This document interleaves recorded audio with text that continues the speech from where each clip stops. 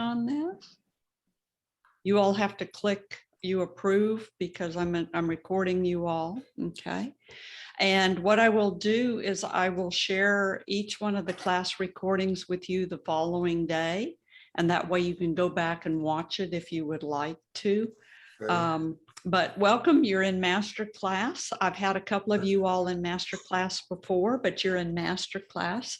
So this is where I get to talk on a little higher level.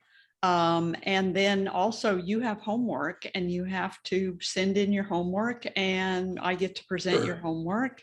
And that way we learn from each other. And if you find during your homework that it's either a total bust or you beat your head against a wall and didn't get anything, don't worry about it because somebody else in class probably has done the same thing or will do the same thing. And so the neat thing about this is you get to learn from each other. And that's what I really like about these 4-week classes.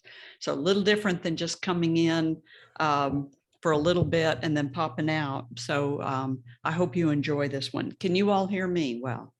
Yes. Very good. Kathy, Good. do you know how I can lower the volume on this thing? It's just a little higher. Are you on a Mac? I am. Okay, so up on the top of your keyboard on the left-hand side, you have, or excuse me, on the right-hand side, you have some keys for the volume. Okay, it was all the way up, so it didn't look like a slider. Okay, Yeah, I got it. You got it now. Yeah, okay. I got it. Thank you. Good, good. And camera bodies, Ron, what are you using? Nikon Z7 II. Okay, Z7 II, good. Patty, you're on 5D? 5D4. 5D. Ted, what are you using? I got a 5D. 5D, okay. And Marie, you're on the 5D and an R5. No, I'm on 7D. 7D, 7D, that's it. I okay, have a Sony, but I don't use it. that's right. And Susan, what are you using? Sony A7R4. Okay, super, I just got it, so I'm learning this camera as I go. okay. What do you have before that one, Susan? Well, okay. I had Nikon, but I'm transitioning to Sony, and the reason is because of weight. I have been working with a Sony bridge camera, the RX10 Mark IV, and I liked it so much. I thought Sony is where I'm going. And so I will be using this camera also probably. Okay. So, Super, Mhm. okay, very good. So some of you have got familiar cameras and some of you are on newer cameras. But whatever it is, you're going to be able to do night photography. So you're perfectly fine. So let's go ahead and begin. Everybody got your hand out? yes. Okay, super. Okay, so what we're going to do is in this lesson, I'm going to take you all the way from sunrise and sunset, and then we're going to move gently into a little bit of the twilight photography, what people traditionally call the blue hour. We'll talk about that. And then we're going to go into full moon photography because you have a full moon on Wednesday night.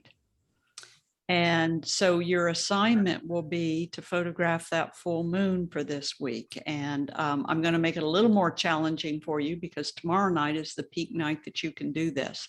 But so I'll make it just a little bit more challenging for you. And then when we start getting more into stars is when the moon will have faded. And so we will have a bit more of perfect dark sky for you to work on your stars. So that's why the class is positioned the way it is. We start out with the moon, sunsets, and then we will move into star photography as the moon starts fading just a little bit and gets a little bit darker.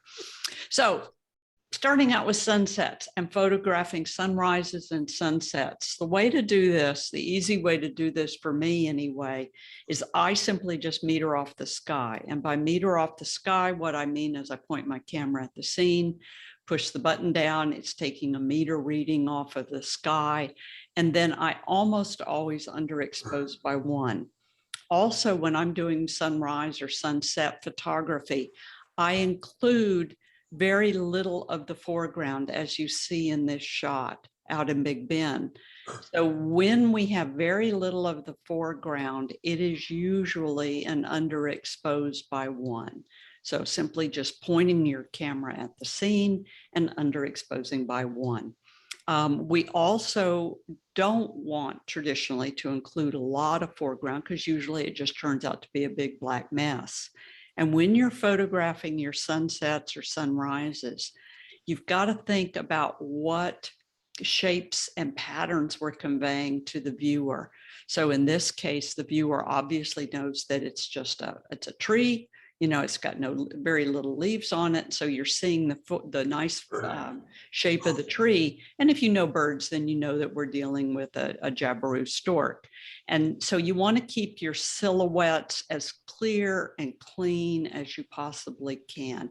You don't want distracting elements like a flagpole or a post or something like that to be in your scene. You want your silhouettes to be nice and clean and precise. The more magnification you have, the bigger your sun is going to be in your scene. So this is a sun at a windmill farm out in Colorado with a 500 millimeter lens with a 1.4x extender. So that is 700 millimeters. So if you want the sun to be really, really big, then you're going to have to use a lot of telephoto to get that big full sun that you're looking for in some of your shots. So this would be where you'd pull out your 100 to 500 or your 100 to 400, one of your more telephoto lenses if you wanted to get a big, huge full sun in there. This is still just meter off the scene. And usually in my sunset or sunrise photography, I'm using evaluative meter if you are a Canon user, matrix metering if you're a Nikon user, or that would be your segmented meter, I believe, on your Sony, Susan, on your camera. And that's looking at the entire scene, taking into account all the light in the entire scene. And then you underexpose by 1, and that's what gives us the beautiful black silhouettes. Now, sometimes there's going to be times when you want this foreground to show, though, because in this case, like in Ngorongoro Crater in Tanzania, we've got that kind of rolling hills in the foreground and a little bit of that dust and haze in the air. So this is where it's going to get a bit more tricky, and where I would traditionally do a sunset underexposed by 1. Now that we've got a whole bunch of foreground that's potentially dark, then we're going to need to play with this just a little bit more. You mirrorless cameras are going to be able to see your underexposure, whether we're going to go under exposure 1 or we're going to go under exposure 2. All of the cameras, though, when we check the picture after we take it, the area right up here around the sun is going to blink at you on your highlight indicators. So if it's blinking too much, then underexpose a little bit more. You'll never get the complete sun to quit blinking at you. So the complete sun is always going to blink at you on your highlight indicator. But we're looking for the area around the sun. You all can see my cursor? Yes. Yeah. Okay. So this area, the yellow area right around the sun and going underneath the sun, you don't want that area to be blinking at you. So we're going to underexpose until we get that area not blinking in your sunrise or your sunsets.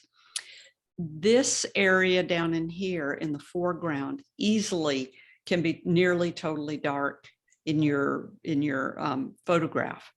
But this is where we use the shadow slider in Lightroom or Photoshop to bring out the detail in this foreground area. And I've left it in this photograph a little bit noisy for you because it's going to be a bit noisy. So this is where you might want to go in and do a little bit of noise reduction and clean it up a bit. But if you're going to include half of the photo as a foreground, if it's that interesting of a foreground, then understand that it might be pretty dark on your photograph looking straight out of the camera. But we're going to be able to bring this area out later on in Lightroom or Photoshop with your shadow slider. So don't just walk away from this thinking that you're not going to get that detail in the foreground. You can get the detail in the foreground. Questions on that one? No, doing good? Kathy, when you want to underexpose, do you turn your aperture down, or can you use your the exposure compensation. I use my Uh, exposure compensation because I usually shoot for sunrise and sunset and aperture priority.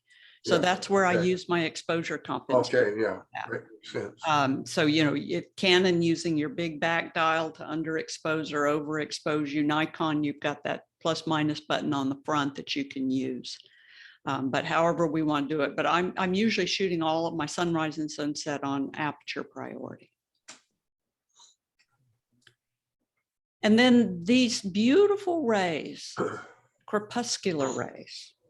So the crepuscular rays, we usually see them with our eye, but they're a bit difficult to get to come out in a photograph unless the situation is absolutely perfect. So I have found that Nik software, the detail extractor in Color Effects 2, pulls out these crepuscular rays. So these rays were really, really strong to my eye. So, you know, sun's coming through these clouds. But when on the finished picture on the back of my camera, it didn't look very good at all. And then even once I ran it through basic processing in Lightroom or Adobe Camera Raw, I still couldn't get these rays to come out as strong as I wanted them to. But the Nik software, Color Effects 2, and then the detail extractor pulls these rays out really, really well. And so anytime that I get these crepuscular rays in a sunset or a sunrise photograph, then I know that I can process them out a little bit further with that added software. Do you all have Nik? Anybody have Nik? I have, Yeah, Ron, you've got it? I No, have sir? it with the DxO. Okay. Patty, you've got Nik, right? Yes. Yeah, okay. Is Nik only like for the Nikon or is? No, it's an add-on. And Oh, it's- so okay. you can use it solely as a processor, but it's also just, it's a nice add-on to have. I forget how much the package costs, $99 or something like that. But Mm. it has a black and white. It has this detail extractor and color effects. It has some of the best black and white processors I've ever seen. Because you I just have a friend who has it and his work is so beautiful. I just thought it was part of his camera. Yeah, I didn't yeah, realize- yeah. There's a lot of really good stuff that's in the Nik software. Very, very nice stuff in the Nik software, and it's well worth playing around with it. So that goes crepuscular rays going up, going down. These things work really, really well in our sunrise and sunset shots, but just remember that you might have to bring them out just a little bit in that added software so that we can see those rays. And then on this shot of the crepuscular rays at sunset, notice that there's also a starburst on the sun. And that starburst on the sun comes from your f/22 or your f/32, depending on what lens you're using. And that starburst on the sun, so in this case, instead of shooting at an f/4.5 in aperture priority, I would stop all the way down to an f/22 or an f/32. It works best when the sun is partially obscured. So watching this sunset happen, I realized that that sun was going to align with some of those holes in the clouds. And knowing that the sun was going to align and get partially blocked by some of those clouds, I went ahead and switched to f/22, closed down the aperture. And now I've got, once that sun comes into that little tiny hole and is partially obscured by the clouds, then that allows me to get that pinpoint, that starburst off the sun. And we'll work with starburst off the sun a little bit more as we go along. But once again, it's that underexposure, and then the crepuscular rays come out later on with Nik. Ted. Did you change your ISO when you went down all the way to 22? Probably not in this case, because I was also shooting on a tripod, so I wasn't hand holding. I'm doing a lot more handheld sunsets and sunrises than I ever did before now, Yeah. you know, because we have ISO. But in this case, I was already on a tripod and just watching the sun go down and just playing with it. Yeah. Okay. But good question. So if you're going to try to include a lot of foreground, and you want that foreground to be visible, as in this case with the sunflowers, then this becomes even more tricky, because before, when I was showing you that Ngorongoro crater shot where we had the misty hills in the foreground, those were all in silhouette. But if I want to be able to see the sun, the foreground like this, then this becomes a little bit more complicated to do. So what I did here is the same underexposed by 1. I've got a lot of foreground. And so this might be one where you want to check the back of your camera, and this might be an underexposed by 2. But I want to be able to pull that foreground out with the shadow slider.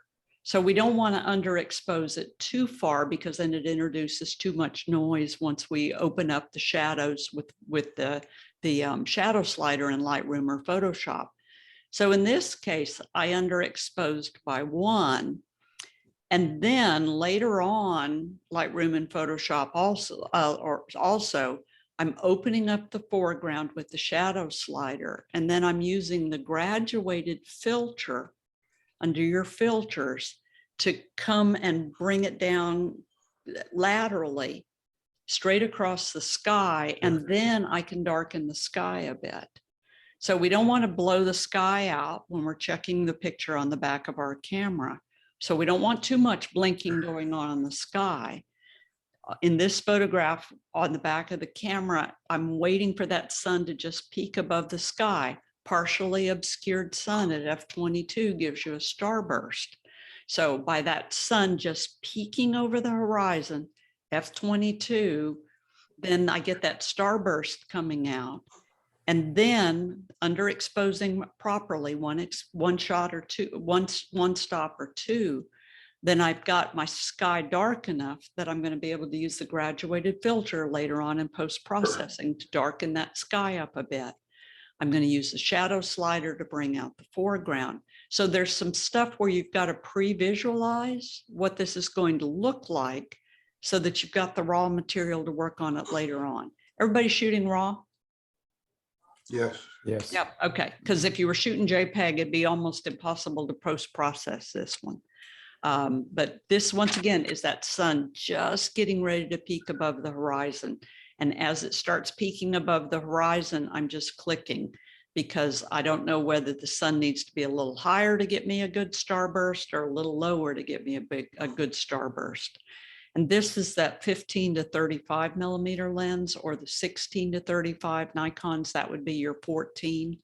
That would give you a nice wide field of view, good starburst on your sun. What would it be for the Canon? For the Canon, For a cropped. For for your cropped, crop, that's your 10 to 22.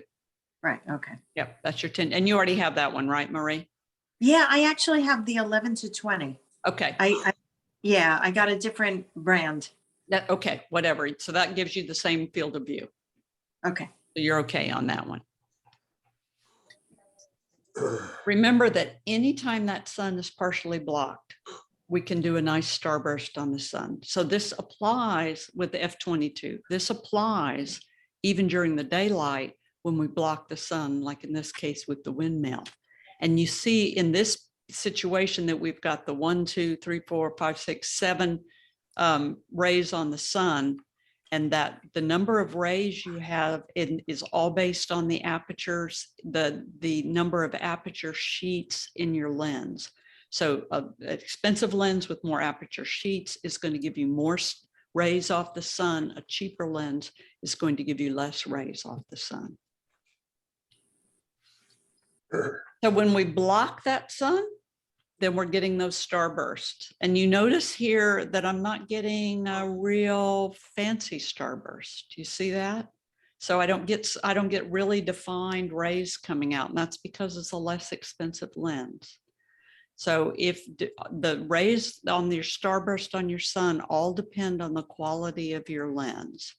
And then once that sun's completely gone, we're not going to get any more rays on the sun. So it's only when it's that partially obscured, either right as the sun's coming up or right as the sun's going down. But when the sun's partially obscured, that's when we're going to get those rays coming off the sun.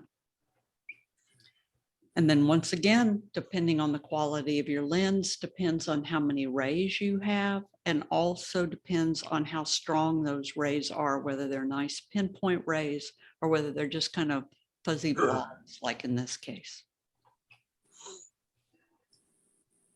Questions so far? So Okay. where you, go ahead, Ron. No, I'm fine. Okay, so where you shoot your sunset is all based on you doing your planning in advance. Now, everybody knows the sun comes up in the east and it sets in the west, but there's a little bit more precise details than that. And by the way, sun always comes up in the east and always sets in the west. But if you know that, then you can start figuring out where your vantage points are going to be. So at this sunrise in Florence, Italy, I went and checked in one of my favorite websites is timeanddate.com. And time and date, you can look up where the sun's, what time the sun's going to come up, or what time it's going to set, in whatever location you are around the world. I'm a pen and pencil person, so I like to sometimes check these things out versus relying on an app. We'll talk about some apps in a bit also. But what I found was in Florence, Italy, on the day I was going to be there, the sun was going to come up in this compass direction facing east. So I took that compass direction, trusty compass. You can use your old compass filled with water if you want to, or you can use the compass on your cell phone if you want to. And pointing the compass at that compass direction facing east, then I started looking for where I needed to stand to get the sun coming up over an interesting location. And so this is where I found out, or figured out, that I could get the sun from standing on this bridge. I could get the sun coming up over that church. So that's where I went, stood an hour before sunrise coming up, so that I knew exactly where that sun was going to come up. Prepared for it with the F-22, sun partially blocked. So that gave me the rays coming off of the sun, gave me the composition that I was looking for. And then the photo gods gave me the guy coming through on the boat. So just being in the right place at the right time, and then preparing for that serendipity. Now, Ted asked if I raised the ISO. So in a situation like this, I'm on a tripod, I've got F-22, you know, I'm doing well, but I've got to now think about the shutter speed to make sure that I stop that guy coming through on the boat. And so this is where there's that reaction that going on, that, okay, so I'm at F-22, I'm thinking everything's okay. But now that we've got this guy on the boat coming through, then I've got to have a shutter speed in the 350 to 500 to maybe 750 range to be able to stop that. And so this is where we've got to start moving, and we've got to know where all the buttons are on our cameras. And that's that learning how to be a more advanced photographer instead of letting that one go by on you. Helps also to be shooting with other photographers to tell you that boater's coming through, so that you just didn't have it happen and miss it, you know. So sometimes it helps to also have somebody around you to tell you something else is going on. So we can place that sun where we want it. But if we work it a little bit better, we can place the sun in a more advantageous position and in a better position, so that we get a picture that gives us something a little bit different than just your average sunset coming up. So figuring out where it's going to come up and where it's going to go down, and positioning different things in front of it and where it's going to go. Wherever you are in the world now, thanks to Google and Google Earth, you can probably go onto Google and go into Google Image and then look for photos of sunset Florence, Italy. It won't take you very long, because you're all smart, to figure out, after looking at 12 or 15 shots of the sunset in Florence, Italy, to figure out exactly where this is taken. And once you see that there's like some sort of a vantage point, which there are in most major cities where people watch the sunset or the sunrise, then you traveling there are going to be able to figure out where that vantage point is. So this is Michelangelo's Hill. They happen to have a big, huge plaza up there. There's a restaurant up there as well. And so this is a favorite place to go in Florence to watch the sunset. So using Google Earth or just Google and looking at Google image and then, querying wherever you're going for a sunset location, you're going to be able to pull up a lot of other photographers' photographs and figure out where the sunset location is. And then you don't have to do all the work. So we just use what other photographers have already photographed. Our picture is never going to look the same as theirs. Their picture is never going to look the same as ours because every sunset's different. Every sunrise is different. So the atmospherics are always going to be different. But pulling all this together, you see I've got starburst on the lights. That tells you I'm using an F-22. Facing in the west, obviously, for a sunset. And then certain building icons for me in Florence are favorites, like the City Hall that's with the iconic bell tower. And so, of course, I want to include that in my photograph, as well as the Arno River and the bridges over the Arno. So use the resources that we have already available to us to figure out where your vantage point is. I wanted to photograph the sunset in Cusco, Peru on one of my photo tours. So I did my little time and date, figured out the compass direction on the date that we were going to be there. The sunset was supposed to set right between those two churches, by the way, but the atmospherics weren't in my favor that night. But what I found was to face in that direction with the two cathedrals, with the sun going down between the two cathedrals, I was going to need to be a little bit higher up to be able to get the vantage point. And so I used Google Earth, the map program, and I found a pizzeria on the second floor along the plaza that when I started looking at the storefront, it had glass windows and you could eat a pizza and drink a beer on the patio. So I got there before sunset with my group. We ordered beers and pizza and we had the entire patio. Oh, Okay. And it's, yeah, but you've Nice. got to figure this out in advance. So I knew this 3 weeks before we were going to be there. And then, walked around and checked it out just to make sure.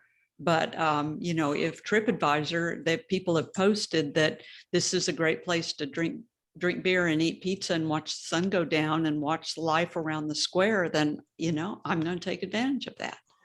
So, just you've got to think about where you're going to be before you get there, because once you get there and it's sunset, there's no time to make any changes. So there's just got to be some thought that goes into where we're going to be and what we're going to do. And if it's overcast like this, then we can still do F-22 on all the street lights. And the pizza tastes really good and the beer was really good. So, it was good. So use that compass direction as an idea. So even if you have to just literally put a compass down on a city map, sun comes up in the east and it goes down in the west. Well, if you want Mount Vesuvius from Naples to be in your photograph, it's to the west, it's to the east. So the sun's going to come up over Mount Vesuvius. But if you want the last of the sun to be on Mount Vesuvius, then that's a sunset photograph. There's also a bunch of mountains behind me if you've ever been to Naples. So there's a whole mountain ridge behind you. So you're not going to get a big sunset picture in Naples. But compass direction tells me that, okay, we can get the last of the setting sun on Mount Vesuvius and then start looking on the map. And yeah, there's a plaza right outside a church up about, I don't know how high up it is, but fairly good way up on one of the mountains. And so that means we're going to take a taxi cab up there, set up in that plaza and take sunset pictures from up there. So use your compass directions and your pre-planning. Those of you that are traveling with other people, other than a photo tour like me, where I've already figured this out for you, what I do when I'm traveling with other non-photographers is I make an agreement that one night I'm going to go do the sunset and I want to do it from here, and then we'll eat street food. But because I don't want to go by myself, you guys might be able to, but I can't go by myself. And then with traveling companions, I can say the next night I'll put my camera down and I'll go with you and eat dinner where you want to eat dinner. So, you know, if I'm traveling with non-photographers, so just realize if you're traveling with non-photographers, you need to tell them what night you want to do the sunset, because they can't read your mind. And otherwise you're going to get grumpy, and nothing worse than a grumpy photographer. So yeah, talk to your traveling companions and let them know what you want, or find a restaurant nearby, for instance, after the sun goes down, because most people enjoy watching the sun go down. So use your compass directions for the setting sun. And then you can also use PhotoPills or Photographer's Ephemeris. Anybody have these two softwares? Yes, I have them both. Susan, you've got them both? Marie? No, nothing. Ted? No, No. Patty? Yes, Yep, you've got both of them, don't you? yes. Yeah, yeah. Ron, do you have them? No, but I've been reading about photo pills, yeah. Okay. Personally, I think PhotoPills is easier to use. Photographer's Ephemeris, you know, you can watch the tutorials, but I got bored with them pretty fast. But I found PhotoPills easier to use with that. And you know, go ahead. What are they?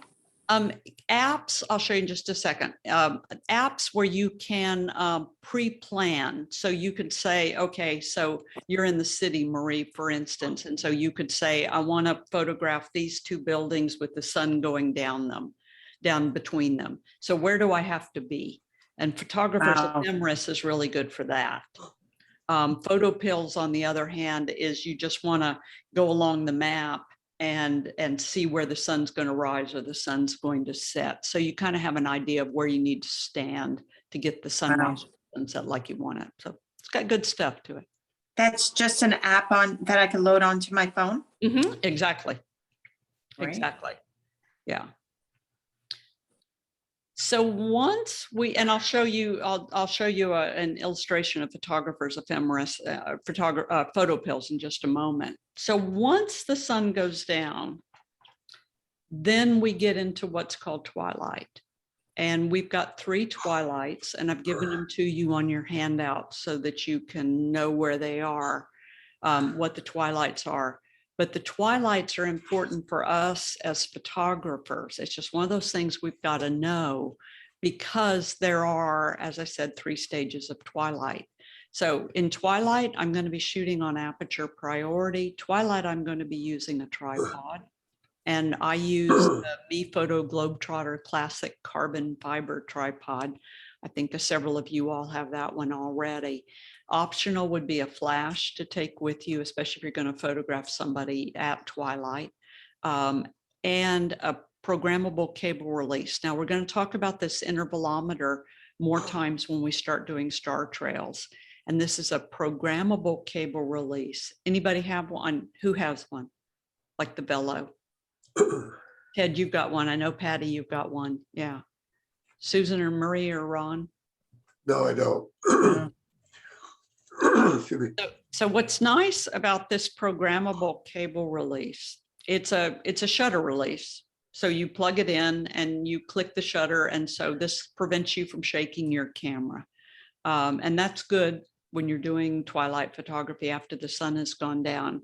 But the good thing about this intervalometer by Velo, you can buy one from Nikon, you can buy one by Canon, but they cost you $250. The Velo intervalometer, being a programmable cable release, you can tell it to start taking pictures in 2.5 hours. And you can walk away from it, turn it on, and it'll start taking pictures in 2.5 hours.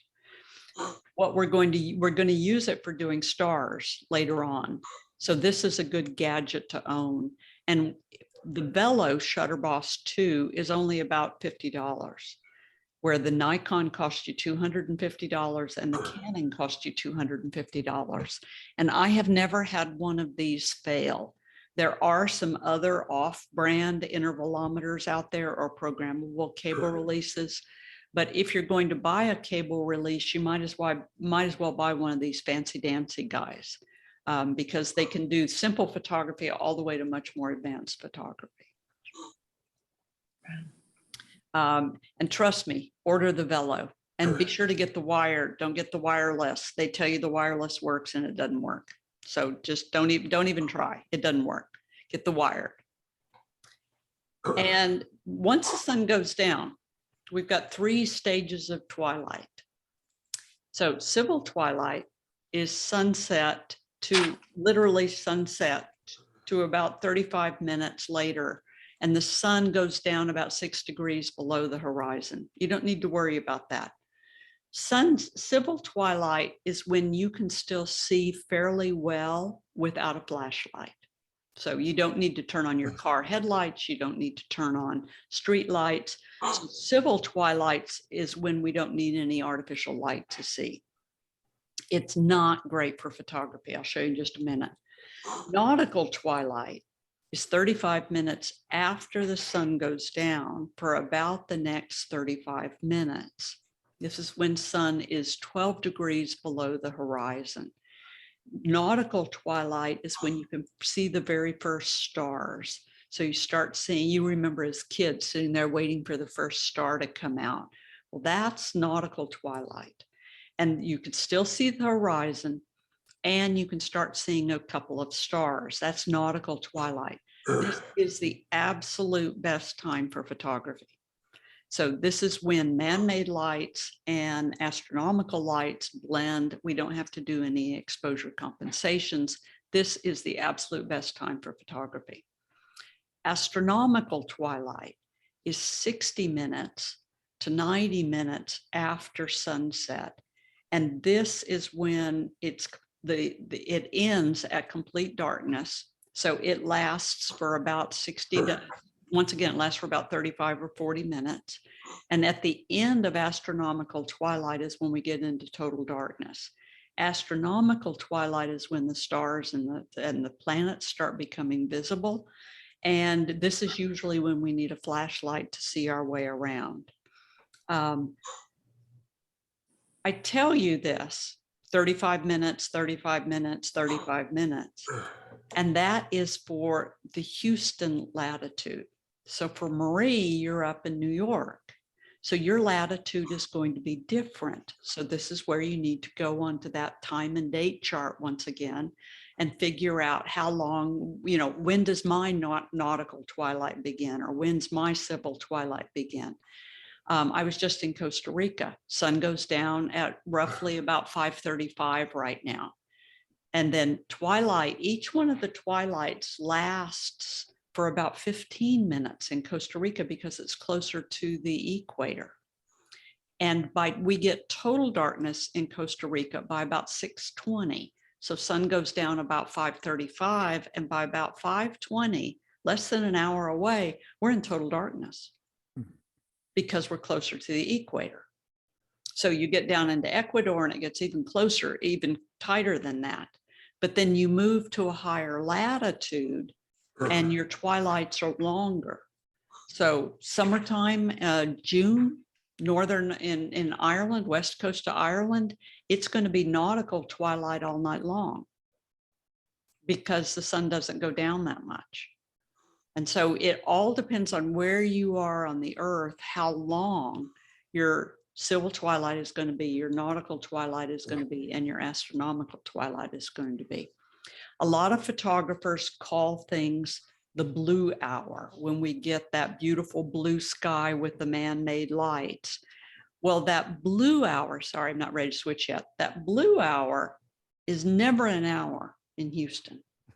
And it's never an hour in Costa Rica, and it's never an hour in Ecuador. So I suspect the blue hour was named by photographers at a higher latitude because it never lasts an hour down here.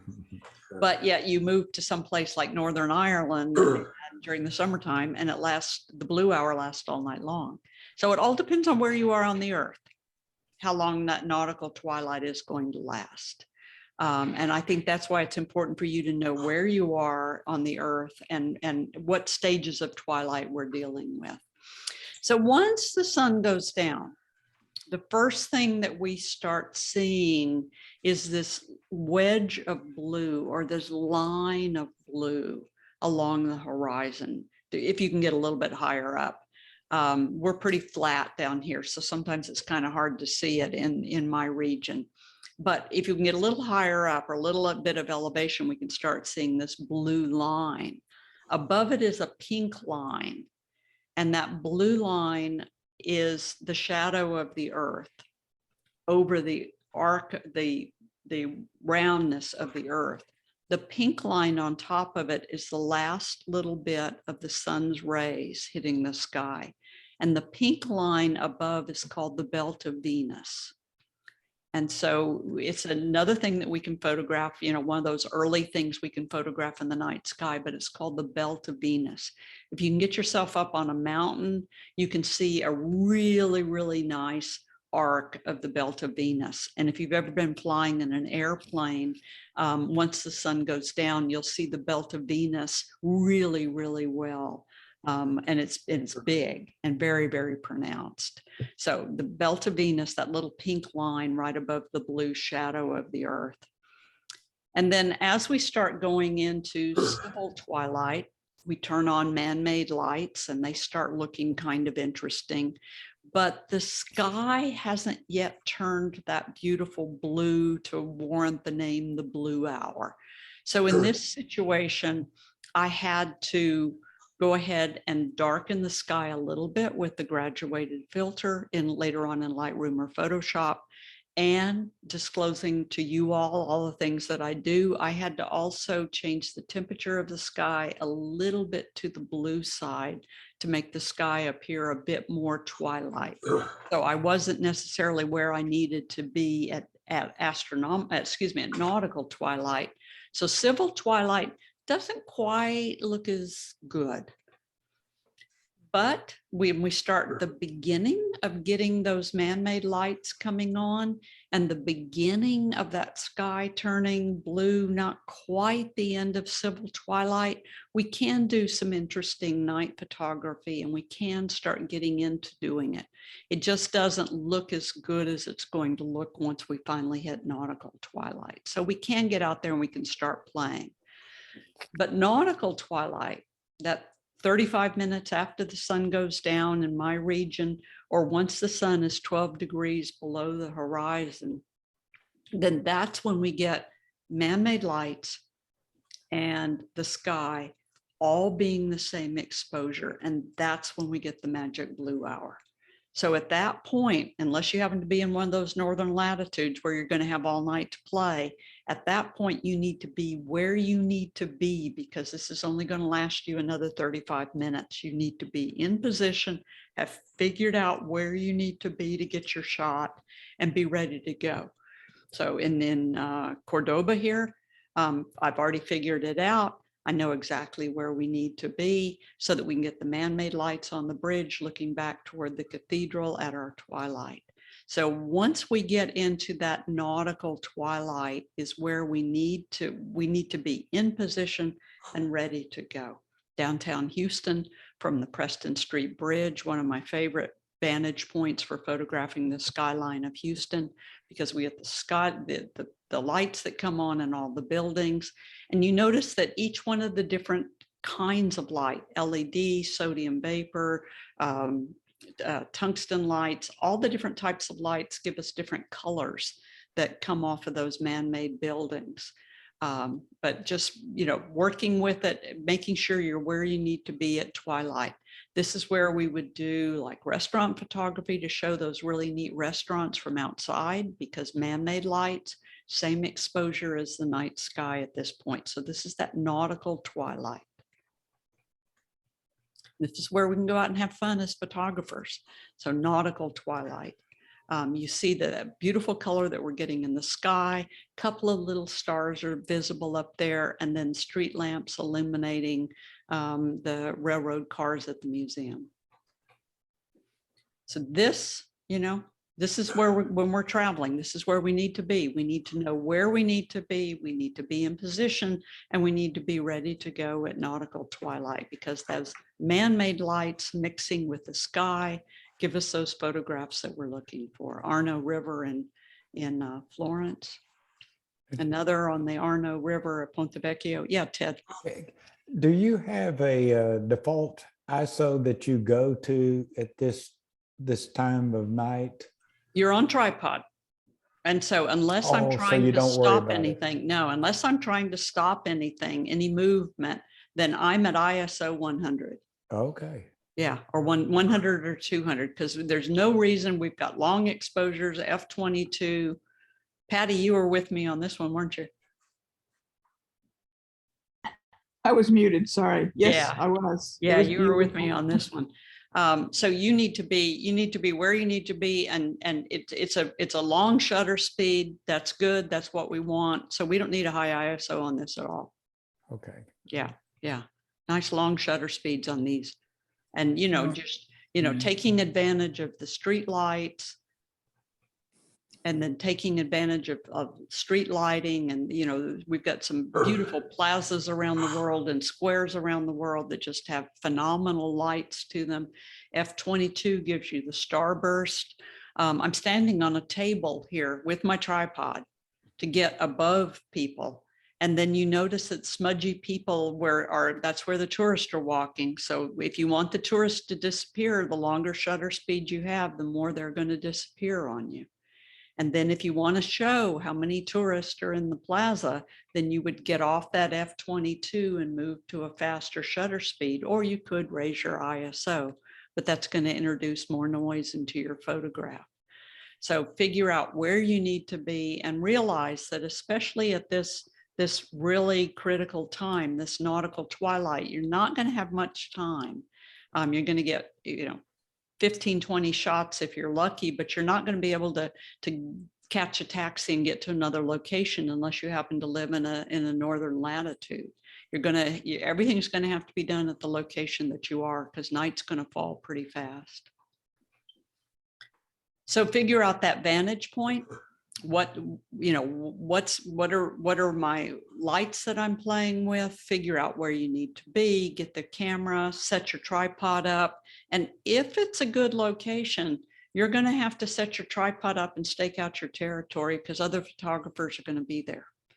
And usually, as happens, if there's 5 or 6 of you photographers all in one spot, then every tourist thinks that that's the spot they need to be as well.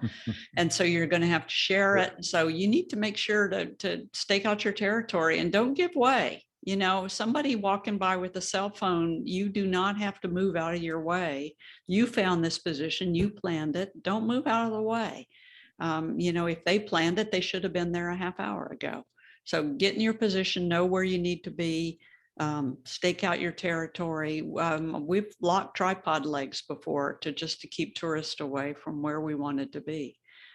So, be a little picky sometimes and a little bold sometimes, and don't share, sort of, but know where you need to be. And then plan things like this archway, for instance. You see here, this is the 16-35, by the way, made by Canon. You notice how many little flares are coming off so the better your lens is, the more little bursts you're going to have on those street lamps. But use things like these archways that we have in historic cities around the world. Use architectural elements to frame your photograph, and plan it. Overpass, and down on the Wall Street Bridge in Houston. Plan things. And then as you're moving around, take all of these points into account. It's not a big city location, but it happens to be a historic plantation near me that lights up at Christmas time with candlelight. So it's the same principle. Get there at twilight, use your tripod, F22, figure out what time you definitely need to be there for the twilight that you need, for nautical twilight, and get your shot. So it's the same elements that go into every one of the photographs, whether you're working on you know, a plantation lit up under candlelight, or whether you're working on a city skyline. So Are you on aperture priority at this point, or are you figuring out your aperture? Okay. Aperture Do you really priority. only, that's great. So you only really have to figure out if you're gonna go with the 100 ISO, you just have to figure out if you want F22 or not. And it sounds like you do. For the starburst. Yeah. Right. Yeah. Yeah. And you know, the starburst on the lights, once we learn how to do it as photographers, then we sort of put starburst on everything.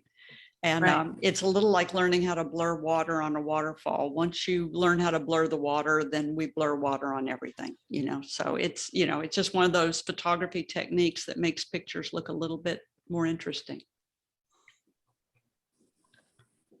And then, you know, that I'm going to emphasize one more time that work that you put in ahead of time, added to a little bit of luck, sometimes gives you the shot that you're looking for. So this is in Sevilla, Spain, and looking back at the cathedral. And I did my little compass directions, trying to figure out where I could get the cathedral at twilight.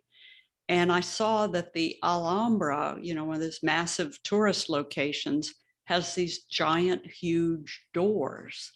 So I thought, well, that's a safe place to be. We're not going to get hit by a delivery truck and, you know, early in the morning. It's a good gathering spot, you know, for people, because you know, early in the morning, the delivery drivers are just delivering stuff. They're not looking out for photographers with tripods. So I thought that this would be a really nice, safe location that we could kind of congregate as photographers. And when I got there, I pushed on the doors and the doors opened. You haven't been arrested yet. No, not yet. But the doors opened. And so I just told everybody, get in there as soon as can, take your picture, line up the, you know, the cathedral spire. And then it turned out that the workmen, the early delivery drivers, were delivering through these doors. They were just shutting them behind them. And so somebody came through the door and said it was okay for us to be there. And then the next truck dropped all of its wares, and they dropped concrete on the street right in front of us. And so we couldn't continue to do it. So, you know, sometimes you just have to take those photography gods and run with them, but be prepared. I knew to be there. I knew it was a safe place to be. I knew that we could get the shot we were looking for, and then just try the door. So take advantage of stuff, you know. We could always leave if we had to. So think about where you need to be, because those man-made lights and those nautical twilight lights of the sky are just absolutely beautiful. And they give us those photographs that we're looking for. So figure out where your vantage points are. Why do we have rooftop bars? Because people like to look at the sunset. So if there's a rooftop bar on the top of the hotel, then chances are, if it says rooftop bar, it's got a view of the sunset.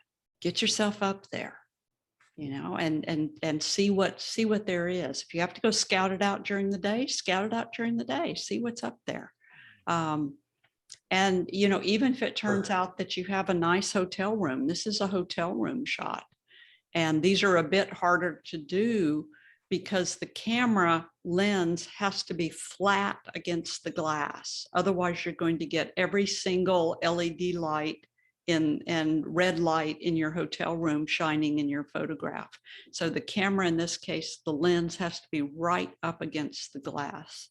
And so the camera is supported on 5 or 6 old phone books or whatever I could find to support it. And this is downtown Charlotte at twilight. And, you know, wherever you might be.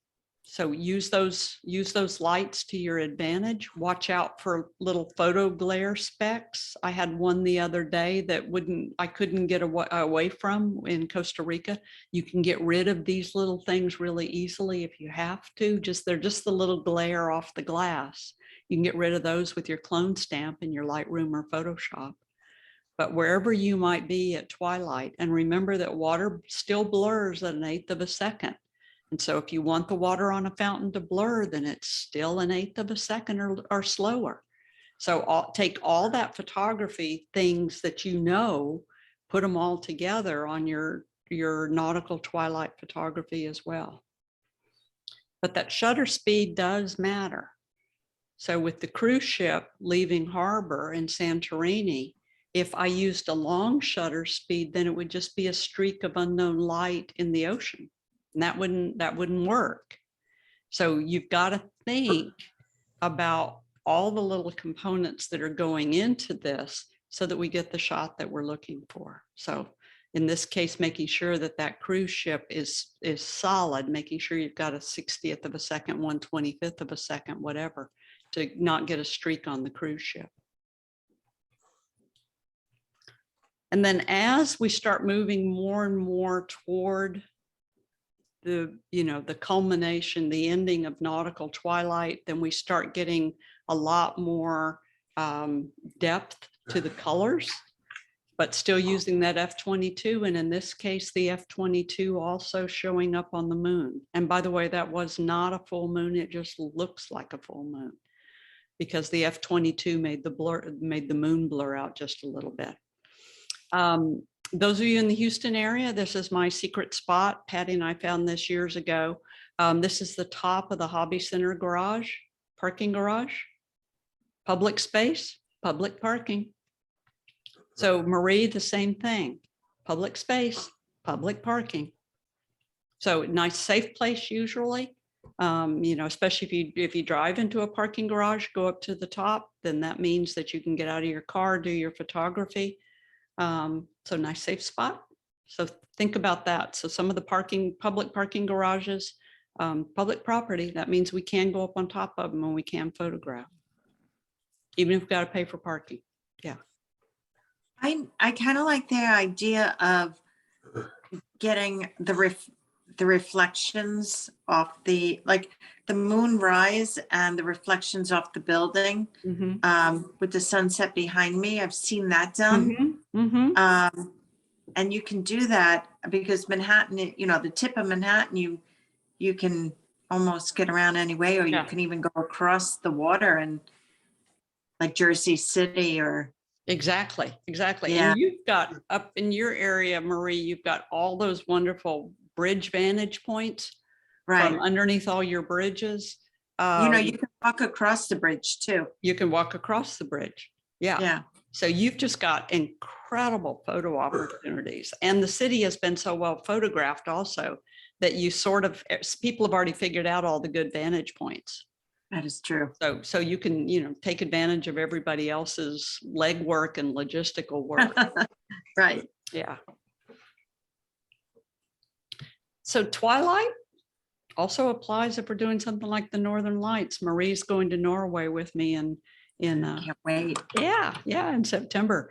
And so this applies even if we're doing something like Northern Lights, that if we can get out there and get that last little bit of the nautical twilight before the sun goes completely down, then we've got that extra little thing. And notice the stars in this case as well.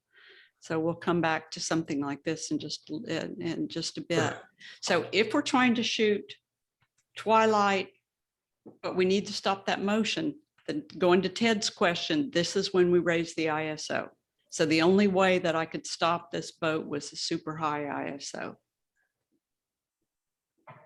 And the good thing now is that all the cameras have really nice high ISO and we've got noise reduction software. So we've got a strong advantage to using high ISO if we have to in a situation like this. So if we want to blur that movement, then we're using that long shutter speed. We don't need a high ISO for things like this. And this, by the way, is a super wide lens. This is a mini fisheye lens. Gets nearly 180-degree view. It's made by Tokina. It's not a real robust lens, but it's a lens to give you, a super, super wide field of view. But using that twilight sky, using that long shutter speeds to blur all those motions. And then you see that I'm still using F-22 because I've got my starburst here. So just taking advantage of all those different elements. And by the way, trying to get things like the Ferris wheel. So we're using this nautical twilight now, and these Ferris wheels that we have in various locations, this Pleasure Pier down in Galveston, but I've seen them all over the place now. They have different colored spokes on them. So it's not just a solid blue Ferris wheel or a solid red Ferris wheel. They've got the different colors on them that are, you know, a little light show that's going on. If you want to get that light show, then this has to be a fast shutter speed, because if it's a long shutter speed, red light, green light, blue light overlaid on each other give you white light. So if it's a long shutter speed, you're going to get white on your Ferris wheel. You're not going to get colors on your Ferris wheel. And so if you want to get those colors on the Ferris wheel or any type of moving light show that's going on, and you want to get the colors other than just a solid white light, then you're going to have to use a faster shutter speed. And then as we go into night and it starts getting more into astronomical twilight, then that's going to become even harder, because then we're going to have to raise that ISO to get that faster shutter speed. And then we've got all the different components that we've got to be working with in that case. So if you want those colors on something like that Ferris wheel, just remember that we've got to use a faster shutter speed on that, not a slower shutter speed. You're And- still with the F22. No, you're probably not going to be able to be F22 unless you're raising your ISO real high, but there's no lights here that I really want a starburst on. So it depends on which one of your elements you're willing to change.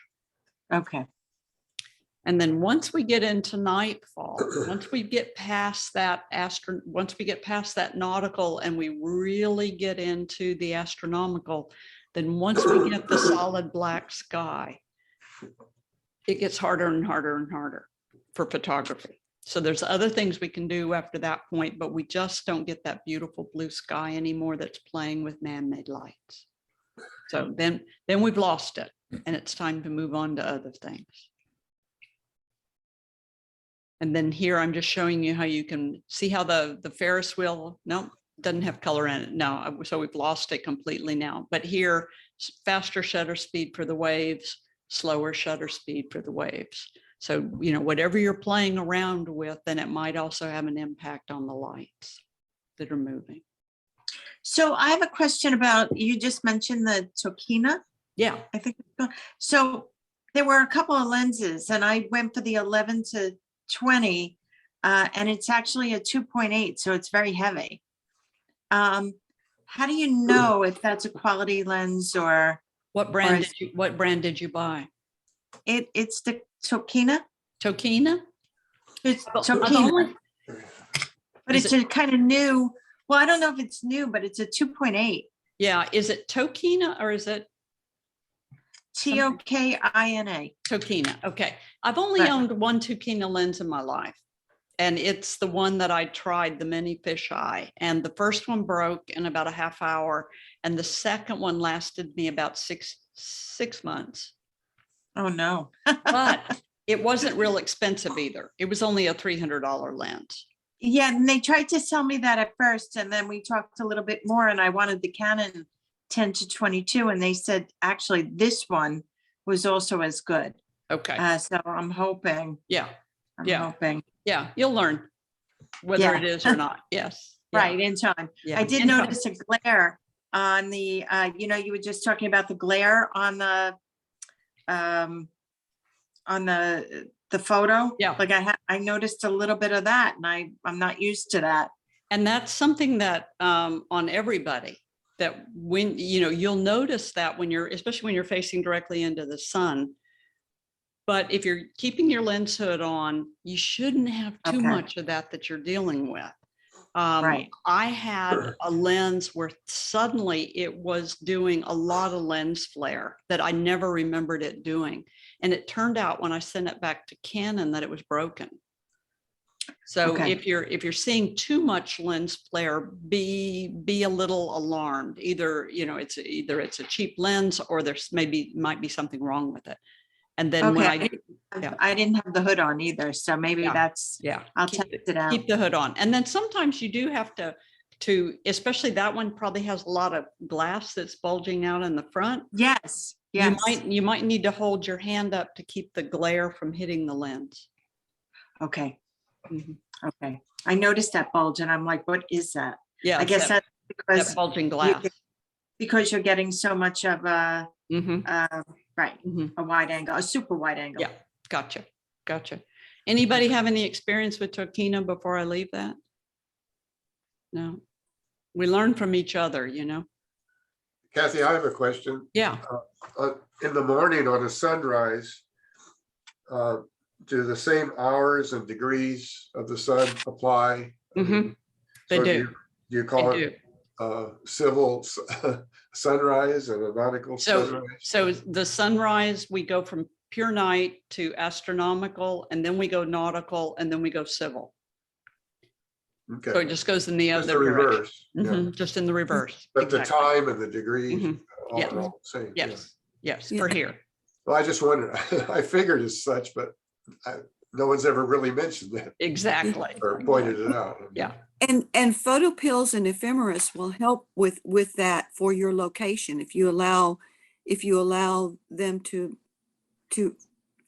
get your location, Mhm. they'll tell you what Okay. times, at least their estimates of what times those different twilights will happen. Wow. Yeah, and I usually confirm it with time and date because it just gives you a chart for the month. And it tells you, you know, when civil twilight begins and what time it ends and what time nautical begins and what time nautical ends and what time astronomical begins and what time astronomical ends. So if you like the paper chart, it's a good thing too. All right. So whichever one your brain likes, there's different ways to do everything. And then something that's interesting with your night photography as well is we can use the white balance tool later on in Lightroom or Photoshop. I do not change my white balance. And there are a lot of photographers that do astronomical photography and they do change their white balance. I don't change my white balance because we can change it later on in RAW.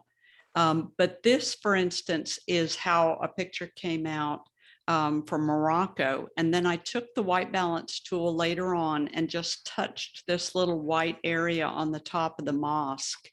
And that's the color change I got. Beautiful. So, you know, we don't necessarily need to make the adjustment in the camera. And if I make an adjustment in the camera, chances are I'm going to shoot for the next 2 hours tomorrow morning and not realize that I forgot to make the Yeah. adjustment back, Right. you know. So the less things that we're changing in the dark, the better it is in some cases. So you just leave it on auto, right? I just leave it on auto white balance. Yeah. Yeah. yeah. Now Nikon, in my Z7, I have three. I have auto 1, auto 2, just depending if you want it cooler or warmer. Yeah. Yeah. Yeah. And the good thing is with these mirrorless cameras is we can see it. And so it works so well. And you can look at it on the back, you know. Also, a thing that will help you out is setting your color space to Adobe RGB versus sRGB. So if you set your color space on the back of your camera forever to Adobe RGB, you get more colors. sRGB has less colors. Right. So it's just one of those things we you know, set on everybody's camera when we do night photography. It just gives you a little bit more intense color. What was Yeah, I that keep setting? mine set all the time. And then when I do the final processing and Yeah. I make the JPEG as a Yeah. sRGB. What was that setting? It's Kathy? it's color space and it's it's Adobe RGB versus sRGB color space. And that's on your camera. Okay. So the moon, you all have a moon coming up. So photographing the full moon or photographing the moon is an interesting exercise. And the neat thing is we have a full moon every month. And it's usually pretty easy to find. And so if you miss it this month, you can get it next month because we've always got a full moon coming up. And so to photograph the full moon, it comes up roughly an hour after the sun goes down. Once again, in our latitude down here. So you need to consult the charts. Time and date will show you that as well to see when the full moon comes up in relation to the setting sun. If the full moon comes up rising above the horizon an hour after the sun goes down, then that means that we've gone through our civil twilight and our nautical twilight, and we're nearly an astronomical twilight. So the full moon, the night of full moon, by the time the moon gets up above the horizon, unless you have a real clear horizon line, by the time the moon comes up over the horizon, you get this photograph. The moon is in a black sky. And so this is the time that we can photograph the full moon on full moon night in the totally black sky. This is when we need to make some switches, and I'll talk about those in just a little bit. But if we want to photograph the full moon in a twilight sky, though, this is usually the night before full moon, because the full moon comes up an hour later every single day. So if the full moon on full moon night comes up an hour after sunset, then that means that what looks like full moon comes up the night before,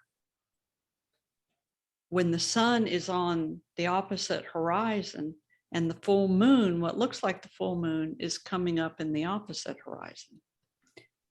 So my favorite time to photograph the full moon is the night before full moon, when the full moon is coming up, when the setting sun is going down in the opposite direction, because that's when we get the sun on the full moon, and we get the full moon in a twilight sky if everything works right. Patty did this one with me. This is off the end of the Texas City Dike, which is a 5-mile long dike going out into the bay.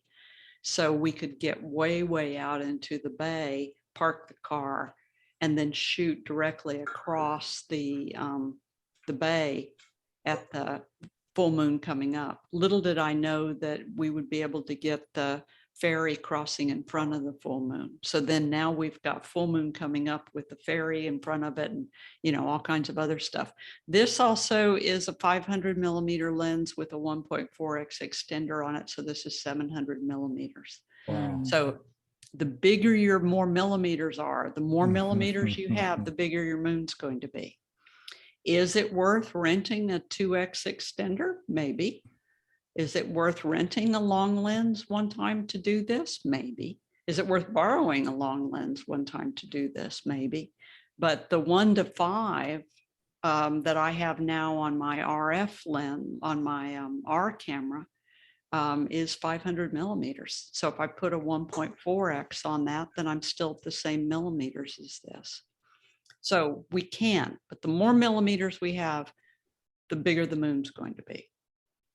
Tripod, obviously. What did you say that dike was? A 5-mile dike? Texas City Dike. Oh, Texas City Dike. Yeah, down in Texas City. Goes out into Galveston Bay. Yeah. Yeah, Okay. yeah. So And with this, and Oh, I'm I sorry. found it, Ted, with the good old compass, and the moon's going to come up in that direction. And so, okay, where can I stand where the moon's going to come up in that direction? Yeah. Mhm. So Good. good old compass directions, Yeah, great. Yeah. Marie. well, I would love to get this by the Statue of Liberty, but it's not necessarily going to do what I want it to do. We did, one of our friends did it coming over the Empire State Building or the Freedom Tower. Yeah. And that was absolutely beautiful. We were all there at that time saying, what setting? Yeah. And, we finally just Googled it and it told us exactly what setting to put it on. Yeah. Well, it's not a hard one, except we've got to have a fast shutter speed because the moon is moving so fast. And if you, not really the moon's moving so fast, but the earth is moving so fast. So the key here is not the f/22. It's just opening it up as wide as you can. And then making sure you've got a fast enough shutter speed to stop the moon. Mhm. So when we go to do that full moon in the sky, and so this isn't even a full moon, but it's just the moon in a dark sky. We've got to think about that the earth is moving so fast. And so this is where I need at least a 60th of a second shutter speed, if not a 1/25th, if not a 250, if not a 500, because the earth is moving so fast. 60 works pretty well, but 125 works even better and 250 works even better. Also with the setting, with a shot like this, we can no longer be on evaluative matrix or segmented light meter. We've got to be on spot meter. So Canon, that's called your partial meter. Nikon and Sony, that's called your spot meter. We want to take the meter reading only off the moon. And the previous shot was done the same way. So we want to take the meter reading only off the moon. Remember, that's reflected sunlight. So that's just sunlight coming back at us. If we used matrix or evaluative or segmented light meter, the camera would try to properly expose all the black of the sky. So we've got to push the button, rotate the dial, move to spot meter. And then we've got to use a fast enough shutter speed to stop the earth, and then wide open aperture. So we don't need any f/22 because there's no depth of field between here and the moon. And so we just use your 3.5 or your 2.8, whatever wide open is on your lens, and a fast enough shutter speed to stop the moon. Camera on tripod, obviously. Is that black and white? It's not black and white, but that's just the way it comes out. Yeah, it's Yeah, so not- sharp. I know, not much color in that moon, Mhm. Now, Kathy, my latest lens is for the Z is a 20 millimeter 1.8. Would I keep it wide open or stay at 2.8 or? and your 20 millimeter, your moon is going to be teeny weeny. Okay, so what millimeter? So Well, I you're actually got this for the astrophotography. Yeah, and so that's going to be your star lens, and then that would be also if we were putting the moon in a photograph, which I'm going to show you in just a Okay, second. gotcha. Yeah, but that would be your star photograph, your star lens. Yeah, So what millimeter would you use? as on- many millimeters as you can. This is 500 plus Yeah, a I have a 1.4, so this is 700 millimeters. Okay, I have a 500 f4. Okay, yeah, so you're fine on that. So you just open it up as wide as it'll get, and then double check on the back, because if it's overexposing, then you're going to need to underexpose. And I'm finding with my mirrorless, with my R, that I'm overexposing this moon a lot more than what I used to. Maybe it's the sensitivity of the sensor, I'm not sure, but I'm having to underexpose a lot more than what I used to. Okay. Kathy, Yes.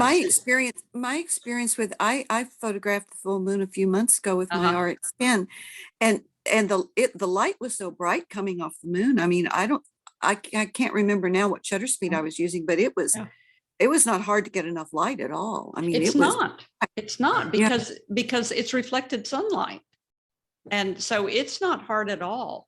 But the key is making sure you're on spot meter so that the metering system is ignoring the black sky. Yeah.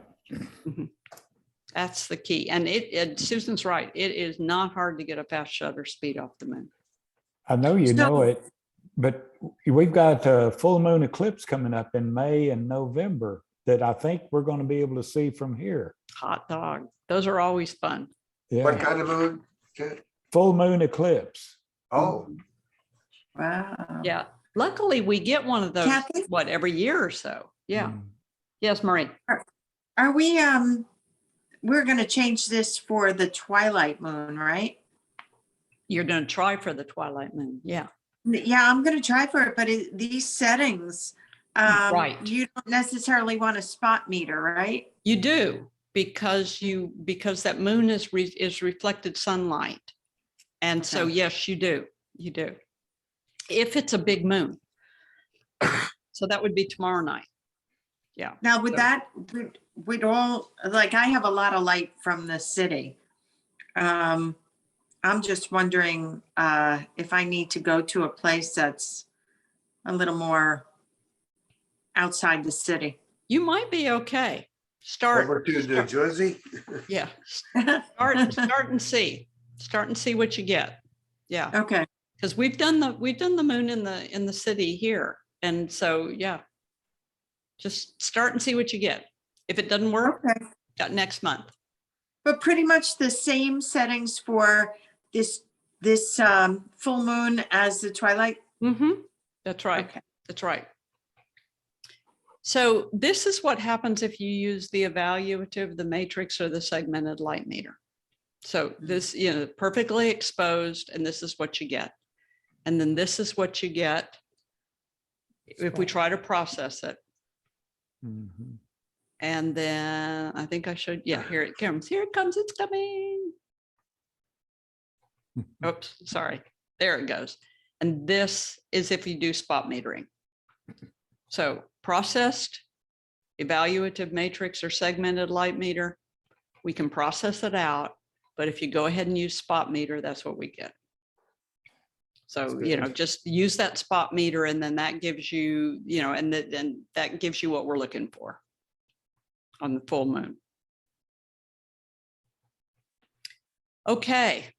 Also, check your camera to see if spot meter follows focus point.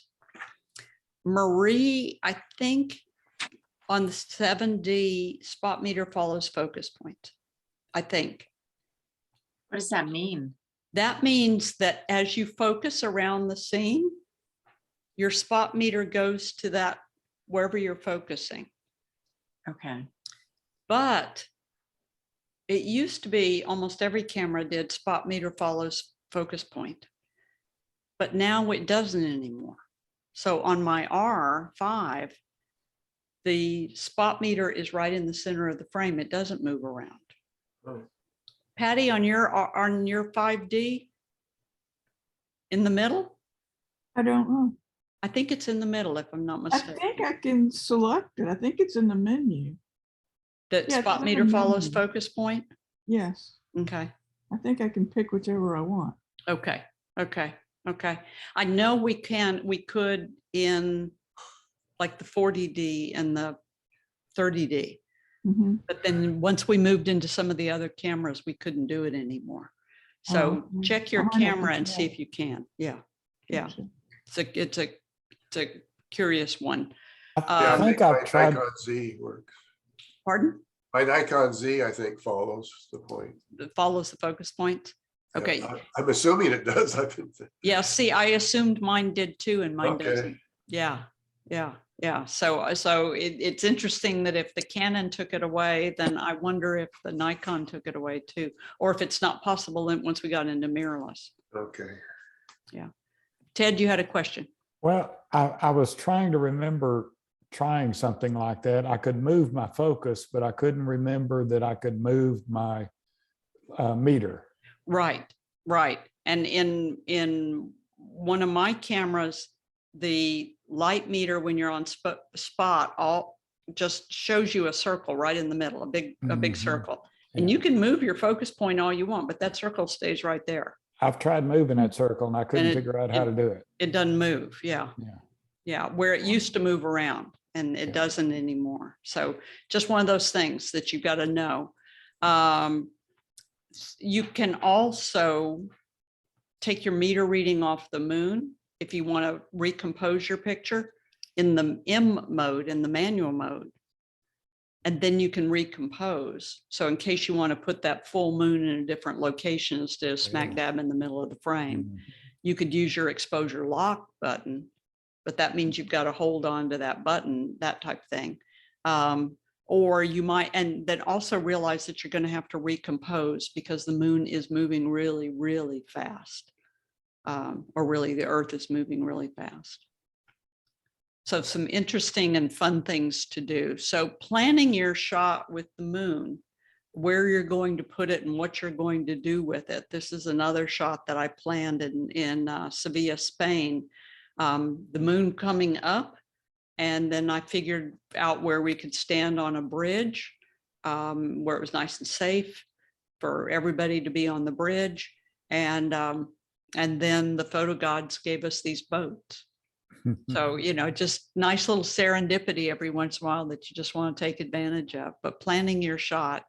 So as I've said before, and if you need to move me around or move the other people around to see the little chart, this is what you might see on a sunrise sunset chart. That I'm gonna move you all for just a second. That the sunset 6:30 p.m. on one day, and then the moon comes up at 5:08 p.m. Well, that means the sun's setting and the moon's coming up too early for us. The next day, sun sets at 6:04 and the moon comes up at 6:11 in the opposite horizon. So that's what we're really looking for, is that we're going to get a sunset, but we're also going to get a moon rise in the other direction.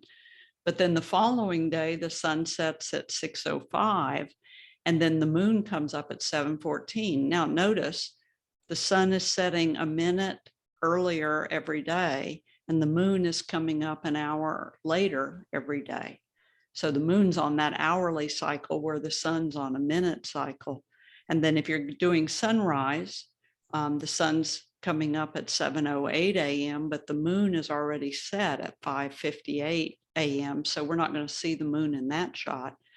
But then the following day, the sun rises at 7:07 and the moon goes down at 6:39. Well, if the moon goes down at 6:39 and we go back to our astronomical twilight, civil twilight, nautical twilight, civil twilight for sunrise backwards, then that means that moon's coming up in a nice twilight sky. That might be a really good time to photograph. So you can see that if you just look at the basic chart, you can figure out when your sun's coming up in one horizon and your moon's going down in the other horizon, and what's going to be the best time. And I'll warn you, there are times when the full moon, the actual full moon, is coming up right as the sun is going down. So it all depends on what moon phase we're in and what time of month, not moon phase, but what time of the month we're in and that type of stuff. So there's a lot of little variations, but it doesn't vary that much. And that's why we just need to wrap our head around all of these moon coming up and going down an hour different every night, and the sunrise taking place in a minute different every night. And then you can start putting it together. Now, this is what PhotoPills looks like, just a screenshot of PhotoPills. And it's, for me, a fairly easy program to use. It's got good visuals that are easy to understand, but it's just telling us that, we're going to officially have a full moon at 2:13 p.m. Don't worry about that because that's not what's so important. But it's telling us what time the moon is going to rise, coming up at 8:31 p.m. And then it's rising. We've got a sunset right here at 8:21. So see, the sun's going down, but the moon's coming up at 8:31. So we've got a 10-minute difference between when the sun goes down and the moon comes up. Moon's coming up. So this is officially golden hour. And then the moon's coming up. It'll tell you what compass direction. And then this also tells us when we're starting to see the galactic center of the Milky Way. So there's some good things that we can get in PhotoPills. Okay. Just learning how to use it. And then here's where I used PhotoPills. And just to give you a screenshot of what I used, I got an assignment from Texas Highways Magazine, and they wanted a photograph of the moon coming up over a marsh. And so I had to figure out, well, okay, full moon night or night before full moon. And then, okay, so where can I put myself in a marsh at dark? And if I needed a buddy to go with me or my husband to go with me or somebody to go with me, but I had to figure out, well, okay, so where can I go stand in a marsh that's halfway safe and I can get to and it's accessible and I don't have to hike forever. And this is the Bolivar Shorebird Sanctuary, the Houston Audubon Shorebird Sanctuary. And I've tromped around in that enough to know, and I figured out that I could stand in that location, and then the moon was going to be coming up in this direction right here. And then that way I would be able to stand in the marsh and get the moon coming up. So that's where PhotoPills is kind of nice. So I could actually look at the map, figure out where I needed to stand, and that little pinpoint turned out to be pretty darn good. Yes, and it gives you the actual azimuth, so you can use a compass to align it. Yes, yes, Yeah. yes. And that also is super important, is how soon is that moon going to come up over the horizon? So this is the shot that I ended up getting. But this area right down in here on our horizon during, I think it was February, if I wasn't mistaken, this is pretty foggy, or not foggy, but it's got a lot of humidity. So we're not going to see the moon until it gets a little bit higher up above the horizon. If you're in a really nice dry environment, the moon's going to be pretty low on the horizon, but sometimes, you're not even going to be able to see the moon because of the humidity toward the horizon, especially around shorelines. But it's just that planning that goes into it. And you see also the belt of Venus right through there. So this is officially the full moon night before full moon, not full moon night. To anybody else except you all, it looks like the full moon coming up. And to most people, this would be the night that they would look at the full moon coming up and saying, oh my gosh, that's so beautiful. No, the full moon's really next night. But this is the one that's the beauty shot. Yeah. And this was done, by the way, with the 24-105, just to give you an idea of how big the moon is. So that's with the 24-105 to get the marsh in the foreground. And this is with the same moon, same night with the 100-400. With a full, right? Well, this That's is not the prop. this is the night before the full moon. No, I mean, it's the camera. The is, camera, it's a full frame. sensor. Mhm, yeah. But that would mean really you're almost closer, Marie, because you've got a crop sensor camera. That's what I'm hoping. So this is the 100-4, excuse me, this is the 24-105. And then this is the 100-400.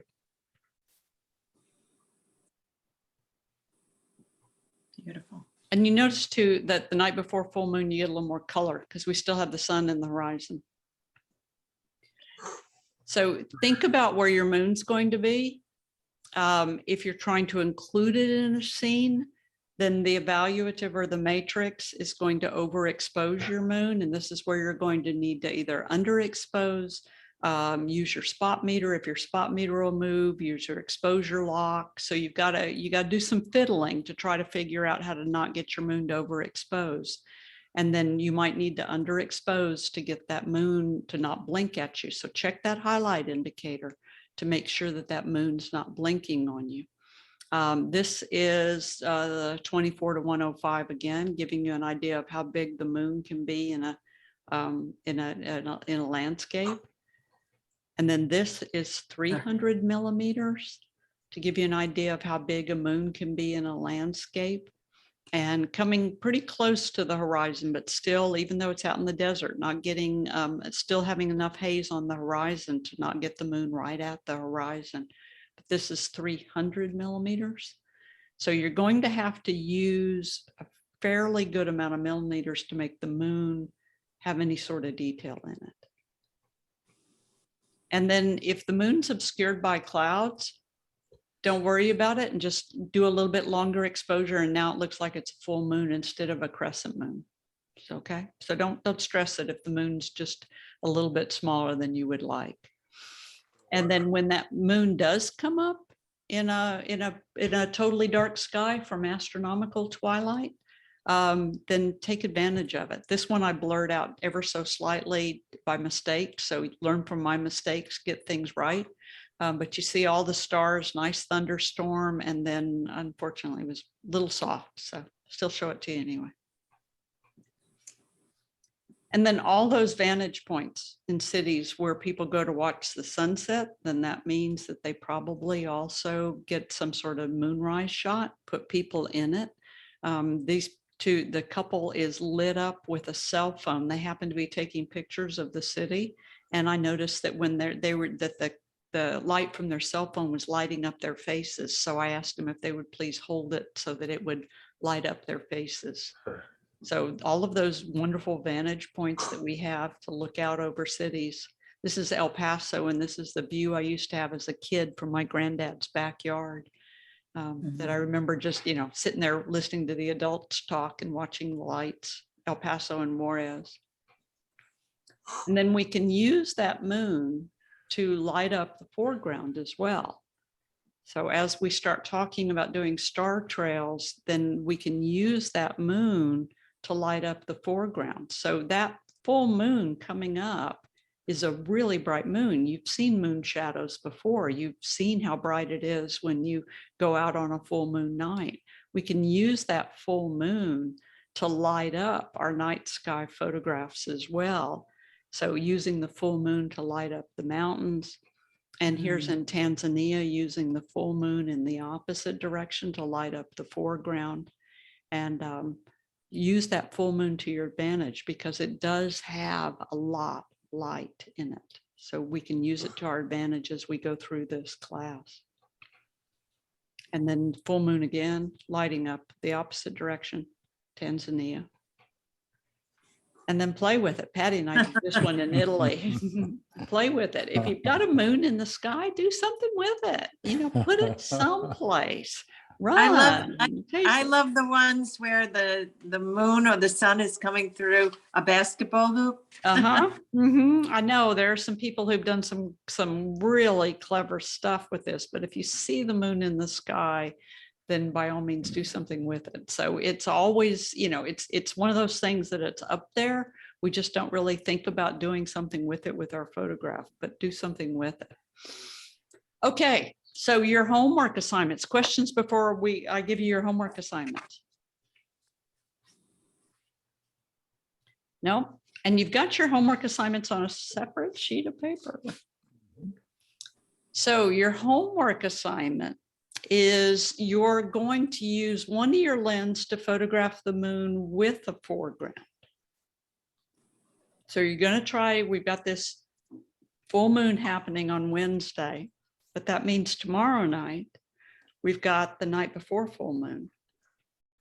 So use one of your lenses to photograph the moon with some sort of foreground and determine your moonrise time and the compass direction for your location. And you can photograph moonrise or moonset, whichever one you want. If you're a morning person, feel free to do the moonset. If you're an evening person, then do the moonrise.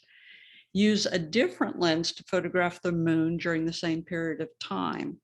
And once again, try to include a foreground if you can. So use your super wide, your 10 to 22 Marie, and then use your 24 to 105. So use two different lenses. And what I want you to do is I want you to see how small the moon is in your different locations. And then using your longest lens, photograph the full moon. So we've got the full moon on Wednesday night, but then the night, Thursday night still looks like a full moon. To anybody else, that still looks like a full moon. It's just going to come up later in the sky. So you just have to stay up a little later. So if you miss it if you miss the full moon on Wednesday night, then realize that Thursday night's still good. Friday night's still good. You just have to photograph later in the night or earlier in the morning. So I want you to use one lens with the moon in the foreground, another lens with moon in the foreground, and then use your longest lens to photograph just the full moon. What millimeter do we need to use for number 2? Like Which- whichever lens you have. Okay. So, this is a good time for you just to see how each lens does with the moon. So like a 24, 200 and maybe 500. Yeah, use your 500 for assignment number 3 for the Right. full moon, for the moon in the dark sky, and use your other lenses for the first 2. And realize that the longer we go into the week, the later the moon is going to come up, and so the less the opportunity is going to be able to put it with any sort of foreground.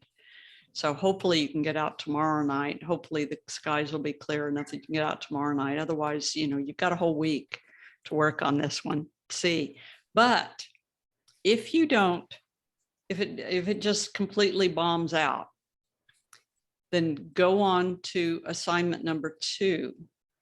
And if you want to knock all of these out in 1 week, you're more than welcome to. But photograph the sunrise or the sunset, either one, whichever one you'd like to do. And photograph a recognizable silhouette against the sunrise or the sunset. Recognizable. That can be a dead tree, just a recognizable silhouette. So I want you to work on your clean, pure silhouettes. Oh, And then photograph a scene with a man-made lights at twilight. So you can go out anytime during this week at twilight and photograph with man-made lights. So, a bridge or a shopping district or a cityscape. Ron, you said you were in historic Magnolia, right? Old Town yeah, Magnolia? I call it Old Magnolia. Old Magnolia. So we're, Okay. we're in kind of a hole down here. I'm gonna have to go up to Montgomery or something. Okay. But you've got some of those neat little old shopping main streets. Yeah. Those are wonderful little twilight shots. I call them rustic. Yeah, rustic things. Those are wonderful to do. Okay, So number 3, you're photographing a scene with man-made lights at twilight. So this can be a little quiet little shopping district or something like that you've got, or basic street scene if you want to. Just be aware of really bright lights. So don't try to go around a stadium or a shopping center or something like that. You're going to have to kind of get more in subdued lighting as opposed to super intense lighting. okay. So we know the sun rises in the east and sets in the west. Does the moon do the opposite? Does the same thing. Or it does the same thing? So it's just because I always have to turn around and take my shot. So I guess Yeah. I'm east Yeah. and I'm doing both. Yeah. Yeah. And you're on the East Coast. So you've got, you've got the sun coming up on the east and you've got the moon coming up on the east. And then when you get into sunset, you're probably facing the complete opposite direction that is. And Right. It's interesting. So it's like California people. It's not the sunrise that they're photographing. It's the sunset they're photographing. Right. Okay. Well, I live close to the sunrise. So you've got a total of how many? 1, 2, 3. Yeah, you've got a total of 6 possible pictures, but realizing, what the atmospherics are doing for you, whether we're going to have clouds or whether we're going to have rain or whether the skies are going to be clear, do what you can. And then if have to, you can make things up as you're going along. So do what you can with the atmospherics that we've got for this week. Okay. Questions? Just, I hate to mention this. It's okay, Ted. You remember that I had shoulder surgery Yes. and it was a result of a fall. Well, I've gone through the therapy pretty well with the shoulder, and there's been another problem come up that I've got some pinched nerves in my wrist and elbow of that same arm, Okay. and they're going to work on it tomorrow. Okay. But I'm still, that recovery of that should be pretty quick. Okay. But I Okay. may have a couple of days that I'm not doing much. And that's okay because, things happen. Yeah. Rainstorms, clouds, surgeries, things happen. Don't stress it, because if Yeah. it turns out that you end up doing your homework assignment in 2 weeks from now, that's okay. Let me ask you this. I have a couple of shots that fit those instructions. Can I use something I've You shot? you can. I would much rather you go out and shoot, Yeah, but if you do have something that needs to fill the hole, then you're more than welcome to show it. okay, good. Yeah, yeah. And I won't abuse that, but I mean, Okay. maybe this time. Yeah, I don't want you all to have, I don't want you all to have added stress just trying to get your homework in, okay? I mean, just, I want you to go and I want you to try, but at the same time, I don't want you to have added stress in your Good, life, good. Yeah. But if you need that kick in the butt to get yourself out the door, Yeah. then this is your kick in the butt to get yourself out the door. Good. That's what it's about. Yeah. Okay, and then on your homework assignment, I have given you also how to resize your photographs. And I think from working with you all in previous classes, everybody knows how to resize. But if you're in Lightroom or Photoshop, then it's a simple resizing. And then you just go down here, and this is where you put your sizes in, down here on the bottom. Okay. And then you can also resize directly out of Photoshop. Right here, you just do image resize. So you can resize right there directly out of Photoshop.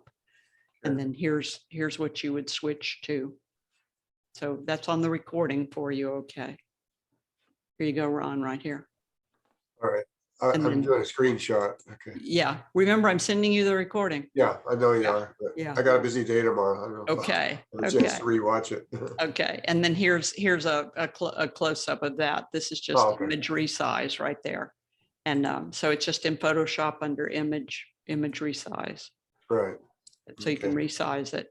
And then send it to me, and you can, if you have a WeTransfer or you have a Dropbox, you can do that. These pictures aren't that big, so you can also attach them to an email and Oh. get them to me by at least noonish on next Monday. And then I'll put them into the slideshow. If you're running absolutely late, let me know, and I can pick them up as early as 5 o'clock or as late as 5 o'clock. But it's Sure. better if I can get the majority of them in the slideshow, and then I'll show them and y'all can talk about them.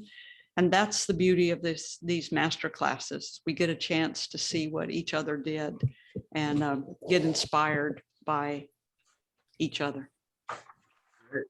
Very good. Good.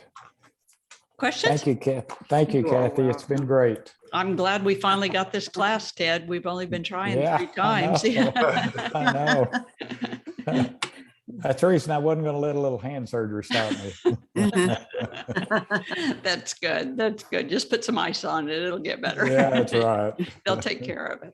Okay, everybody, if you've got any questions, feel free to email me. If you're totally frustrated, feel free to reach out and I'll give you as much encouragement as I can.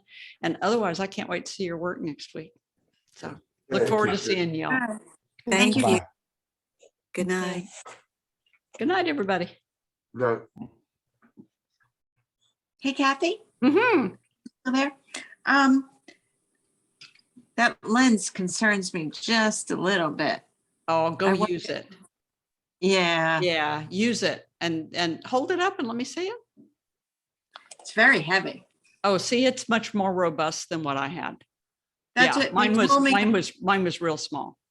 And it costs as much, almost as much as the Canon, or maybe even more than the Canon 10 to 22. Yeah, yeah, Yeah. yeah, yeah. So, I'm hoping it's okay. They said it's great, but well, we're gonna hope.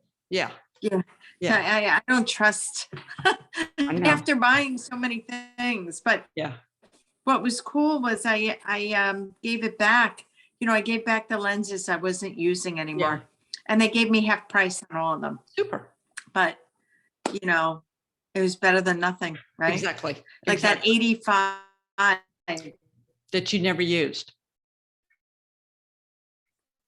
Yeah.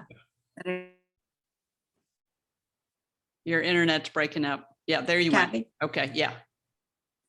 Yeah, you broke up on me for just a Okay. second. Yeah. Yeah, so at least I got something back for it. Yeah. I wish you could have got more, but that's not bad. It's No, just yeah. is. Just What are is. you gonna do? Yeah, Yeah, you bite yeah. the bullet. exactly. Okay, I'll see you in the morning. All right, Okay. yes, that's right. Okay, Bye-bye. bye-bye.